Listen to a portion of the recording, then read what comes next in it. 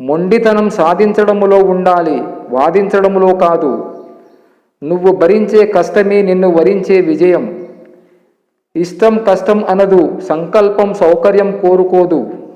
నువ్వు గెలిచే వరకు నీ కథ ఎవరికీ అవసరం లేదు, ఎవరు వినిపించుకోరు కూడా. నీ కథ ఎవరికైనా చెప్పాలన్నా వినాలన్నా ముందు నువ్వు గెలవాలి. ఎవడి డబ్బుతో ఇల్లు గడుస్తుందో వాడే ఆ ఇంటి యజమాని.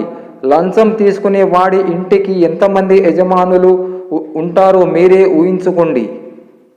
మనిషిని బ్రతికి ఉండగానే చంపేసే రెండు బలమైన ఆయుధాలు, ఒకటి అనుమానం, రెండు అవమానం. కండల్లో బలం ఉంటే సిపాయిగా మిగిలిపోతావేమో, అదే నీ ఆలోచనలో బలం ఉంటే రాజువై ప్రపంచాన్ని ఏలుతావు. చదువు చేదుగా ఉంటుంది, కానీ అది ఇచ్చే ఫలాలు ఎప్పుడూ తీయగా ఉంటాయి.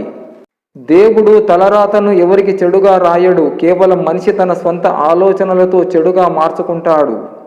కష్టాలు కానీ సుఖాలు కానీ కాలం గడిచిన కొద్దీ అలవాట్లుగా మారిపోతాయి.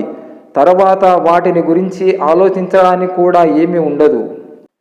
తన వైపు ఇతరులు విసిరే రాళ్లతో తన ఎదుగుదలకు పునాదులు వేసుకునే వాడే తెలివైన వ్యక్తి. మనిషి ఎంత మేధావి అయినా మరుక్షణం ఏం జరుగుతుందో తెలియని అజ్ఞాని.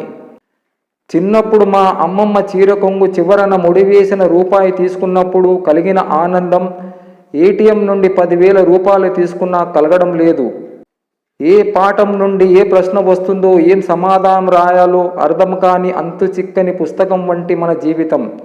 ఎప్పుడు ఏ సమస్య వస్తుందో, ఎలా ఎదుర్కోవాలో అర్థం కాని అందమైన అనుభవం మన జీవితం.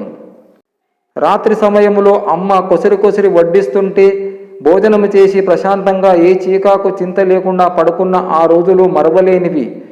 మా చిన్నతనంలో టీవీలో 1-2 సినిమాలు వచ్చేవి, ఎంతో ఆనందంగా ఉండేది. ఇప్పుడు పొద్దు అంతా సినిమాలే అయినా ఏదో మిస్సింగ్.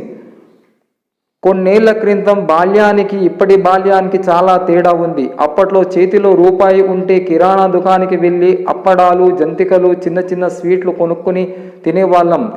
ఇప్పటి పిల్లలకు అవి నచ్చవు. పిజ్జాలు, బర్గర్లు కావాలంటూ మంకు చేస్తారు.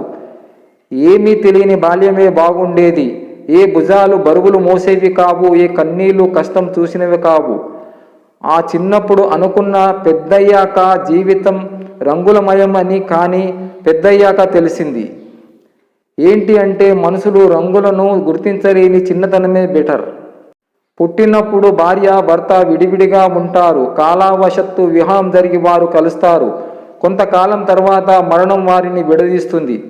ఎవరో ఒకరు ఒంటరిగా మిగిలిపోతారు. తర్వాత వారు కూడా పోతారు. అలాగే సంతానం కూడా.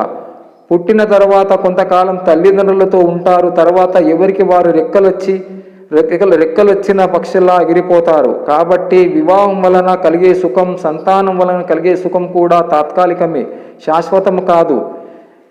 ఇంకా ధనం, ఆస్తులు, పదవి, హోదా మరియు డబ్బు చెప్పనవసరం లేదు. ఇవి మరి తాత్కాలికం. అన్నం పెట్టే కొంపలకే కన్నాలు వేసే రోజులివి. ఎవరిని నమ్మాలో, ఎంతవరకు నమ్మాలో అసలు అర్థం కాని అంతు చిక్కని కలికాలం. జాగ్రత్తగా ఉండకపోతే నష్టపోయేది మన కుటుంబాలే.